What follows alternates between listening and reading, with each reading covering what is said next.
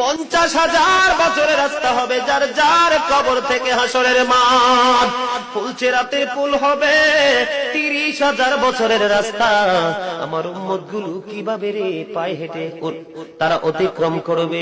বন্ধু নবী এমনি এমনি কাঁদেনি রে, নবী জানিয়ে দিয়েছে কাল কিয়ামতের ময়দানে উম্মত গুলো খালি পায়ে থাকবে, মাটি তো তামা থাকবে। ও বন্ধু, তাদের শরীরে কোনো পোশাক থাকবে না, উলঙ্গ অবস্থায় থাকবে।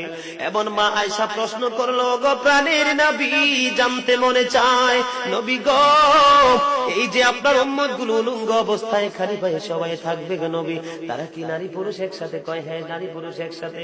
তারা কি কেউ কারো দিকে নজর দিবে না?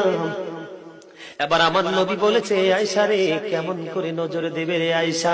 বন্যার পানি যেমনি প্রবল বেগে বৃদ্ধি পেয়ে পৃথিবীর মানুষগুলোকে গ্রাস করে ফেলে, কাল কিয়ামতের দিন এই জাহান্নামের আগুন মানুষের দিকে বন্যার মতো প্রবল বেগে ছুটে এসে মানুষকে ঘিরে ফেলবে। এত ভয়ঙ্কর হবে রে আয়েশা কেরা, এত ভয়ঙ্কর হবে আসুরি।